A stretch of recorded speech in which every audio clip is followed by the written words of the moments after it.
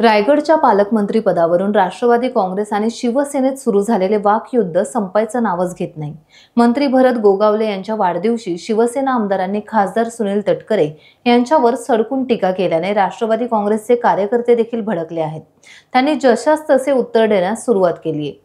राष्ट्रवादी काँग्रेसचे जिल्हाध्यक्ष मधुकर पाटील यांनी अलिबागचे आमदार महेंद्र दळवी यांच्यावर टीकेची झोड उठवली। महेंद्र दळवी काल परवा आमदार झाले। तटकरे यांना चीटर बोलण्याइतकी त्यांची पात्रता देखील नाही। त्यांची पात्रता असेल तितकंच त्यांनी निश्चित बोलावं असा सल्ला पाटील यांनी महेंद्र दळवी यांना दिलाय। यावर शिवसेनेचे जिल्हाप्रमुख राजा केनी यांनी जोरदार पलटवार करताना मधुकर पाटील यांची पोलखोल केली आहे। विधानसभा निवडणुकीच्या वेळी साहेबांचे काहीतरी वेगळं चाललंय, महेंद्र दळवी तुम्ही सावध राहा असा सल्ला रात्री उशिरा आपणच दिला होता, याची आठवण केनी यांनी करून दिली। महेंद्र दळवी काल परवा हे झालेले आहेत, त्याच्यामुळे त्यांना तटकरेंना चीटर बोलण्या इतकी काय त्यांची पात्रता नाही। त्यांची पात्रता असेल तितका त्यांनी निश्चित बोलावं। जे काय आहे यावेळेला महेंद्र दळवी ते सुनील तटकरेंनी सांगितल्यामुळे ते यावेळेला आमदार झाले। कारण त्यांनी जे साहेबांनी आम्हाला सांगितलं होतं ते आम्ही प्रामाणिकपणे काम केलंय। त्याच्यामध्ये कुठेही कोणीही काय कुठलीही तडजोड न करताना प्रामाणिकपणे राष्ट्रवादीच्या कार्यकर्त्यांनी काम करून महेंद्र दळवीला आमदार करण्याचा जो काय महायुतीचा प्रयत्न होता, सुनील तटकरे साहेबांचा प्रयत्न होता, त्या पद्धतीने केलाय। त्यामुळे ते आमदार झाल्यानंतर ज्यांनी केला त्याला चिटर वगैरे मानण्या इतके काय महेंद्र दळवी मोठे नाहीत आणि त्यांनी त्या पद्धतीने बोलावं सुद्धा नाही। अशा वल्गना प्रत्येक ठिकाणी करतात, तो राजकीय भाग असतो एक। आता त्यांना सांगितलं द्या तर काय ते देणार आहेत? कोणी देत नाही। असा त्यांना उद्या सांगितलं तुम्ही राजीनामा द्या आणि परत या तर नाही। अलिबागमध्ये आता महेंद्र दळवींचा पाय घसरत चाललेला आहे।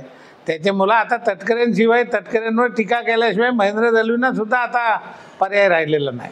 त्याच्यामुळं ते आता महेंद्र दळवी तटकरे साहेबांवर टीका करतात। रायगड जिल्ह्यामध्ये एकच असा व्यक्तिमत्व आहे की ज्याच्यावर टीका केल्यामुळं कोणाला तरी मोठा होता येतं। त्याच्यामधले हे आता महेंद्र दळवी आणि हे आहेत तुमचे महेंद्र थोरवे। तटकरेंवर टीका केल्यानंतरच यांच्या नावाला वलय आणि यांच्या नावाला साजेशी लोक काहीतरी बघतात। त्याच्यामुळे त्यांना रायगडमध्ये स्वतःचा बस्तान शिल्लक ठेवायचा असेल तर तटकरे कुटुंबावर टीका केल्याशिवाय यांना कोणताही पर्याय नाही। त्याच्यामुळे त्या नैराश्यातूनच त्यांच्या आता त्या टीका चालू आहेत। त्यांना समजलंय की आपण आपल्या मतदारसंघात काय आपले गुण लोकांना दाखवलेत, लोक काय समजलीत आणि लोक आता काय करणार आहेत याचा त्यांना अंदाज जिल्ह्याचा आलेला आहे। त्याच्यामुळे त्यांनी याच्याबरोबर राष्ट्रवादीबरोबर युती करावं नाही करावं हा काय ते बोलून काय होणार नाही। वरती जे काय महाराष्ट्रामध्ये सरकार चालवणारे फडणवीस साहेब आहेत, शिंदे साहेब आहेत, अजितदादा आहेत, हे जे ठरवतील ते होईल।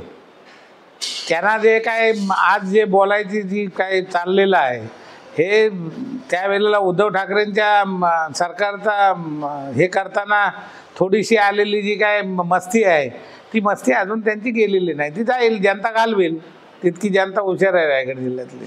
राष्ट्रवादीचा अध्यक्ष म्हणून मी तुम्हाला सांगतो की ज्या पद्धतीने ते अंगावर येतील त्या पद्धतीने आता आमच्याकडनं वार केला जाईल।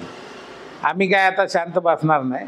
आमच्या आता बैठका वगैरे संपूर्ण जिल्ह्यामध्ये चालू होतील आणि सामूहिक निर्णय जो आमचा येईल त्या निर्णयाप्रमाणे आम्ही यांच्यावरती काय जे करायचं असेल ते आम्ही कारवाई करू। राष्ट्रवादी काँग्रेस पक्षाचे मधुशेठ पाटील यांनी आज आमचे आमदार महेंद्रशेठ दळवी यांना सल्ला देण्याचा प्रयत्न केला की महेंद्रशेठ दळवी जे काय आज निवडून आले ते सुनीलजी तटकरे साहेबांच्या मुले आले असं त्यांनी जो काय वक्तव्य केलंय। परंतु मी मधुशेठ पाटील यांना सांगू इच्छितो की महेंद्रशेठ दळवी हे सुनील तटकरेंच्या मुले निवडून आलेत नाही, तर सुनील तटकरे साहेब हे महेंद्रशेठ दळवी यांच्या मुले निवडून आलेत। कारण 39,000 मतांचा लीडिंग हा अलिबाग मुरुड विधानसभा मतदारसंघातून दिलेला आहे आणि विधानसभेला बघितलं तर तो 15,000 लीड कमी आला आणि त्याच्यातच कुठेतरी मासे सिंकली गेले आणि तिथेच राष्ट्रवादी काँग्रेस पक्षाच्या कार्यकर्त्यांना आदेश दिले गेले की शिवसेनेचे उमेदवार महेंद्रशेठ दळवी यांना मतदान करू नका। असे रात्रीच्या 12:30 वाजता मधुशेठ जिल्हा अध्यक्ष तुम्ही त्यावेळेला पण होतात आता पण आहात 12:30 वाजता व्हॉट्सअप कॉल करून महेंद्र शेठ दलवी यांना तुम्हीच सांगितलं की महेंद्र शेठ तुम्ही सावध राहा, साहेबांचं काही वेगळं चालू आहे. हे फोन कोणी केला आणि महेंद्र शेठला हे वक्तव्य कोणी सांगितलं हे जरा आठवणीत तुम्हाला राहू द्या. आणि महेंद्र शेठची अलिबाग तालुक्यातली जी काही ताकद आहे ती कमी होत चालली असं जे तुमचं जे काही वक्तव्य आहे. पण मधु शेठ तुम्हाला सांगायचं वाटतं की महेंद्र शेठचा हा आलेख लोकांमधला संपर्क आणि जनतेमधला संपर्क वाढत चाललाय. त्यामुळे महेंद्र शेठचा हा संपर्क असाच वाढत राहील. पुन्हा एकदा तिसऱ्यांदा महेंद्र शेठ आमदार होतील यात मात्र शंका नाही. मी तुम्हाला दुसरा एक सल्ला देतो की आम्ही आता सर्व जिल्ह्यात आदेश दिला, आम्ही आता वार करणार, हे करणार ते करणार, ह्या बडायक्या आम्ही मग काय शिवसैनिकांनी काय गांडू गोळ्या खाल्ल्यात? आम्ही वाट बघत नाही कोण काय करेल ना. आमचा एक आदेश, आमचा एकदा पक्षाचा आदेश निघाला की शिवसैनिक काय आहे, शिवसेना स्टाईल काय आहे ते आम्ही लवकरच दाखवून देऊ. त्यामुळे मधु शेठ तुम्ही आमचे म्हणजे वयस्कर तुम्ही आहात, आदरणीय आहात, पण जे तुम्ही सल्ला देताना आपण पाठी काय केलेलं आहात ह्याची पण आठवण करून देऊ नका आणि आठवण करायला लावू नका. त्यामुळे तुर्तास एवढंच. मधु शेठ तुम्हाला दुसऱ्यांदा एकदा सांगतो की तुमचं जो स्वप्न जिल्हा परिषदेचे सदस्य होण्याचं जो स्वप्न आहे, तुम्ही आज कित्येक वर्ष ह्या राजकारणामध्ये आहात, तटकरे साहेबांच्या हाताखाली तुम्ही काम करत आहात. परंतु तुमची जी इच्छा आहे, एक जिल्हा परिषद मेंबर सदस्य होण्याची जी इच्छा आहे ती तुमची पूर्ण झालेली नाही. कारण गेल्या निवडणुकीमध्ये तुम्ही निवडणुकीचा फॉर्म भरला, तुमची प्रचाराला सुरुवात केली, पण शेवटच्या क्षणाला तुम्हाला फॉर्म मागे घ्यायला लागला आणि तिथे कोणाला उमेदवारी दिली हे सध्या जनतेला माहित आहे. आणि त्यावेळेला सुद्धा तुम्ही साहेबांच्या विरोधात महेंद्र शेठच्या समोर काय वक्तव्य केले हे सुद्धा लोकांना माहिती आहे. त्यामुळे तुम्ही येणाऱ्या जिल्हा परिषदमध्ये तुम्हाला जिल्हा परिषद सीट मिळतो की नाही त्याचा सदा तुम्ही साहेबांची सल्लामत करा आणि मग महेंद्र शेठ दलवी यांना तुम्ही सल्ला देण्याचा प्रयत्न करा. टाइम्स डिजिटलला लाईक करा, सबस्क्राईब करा, शेअर करा आणि बेल आयकॉन दाबायला विसरू नका. पाहत रहा टाइम्स डिजिटल.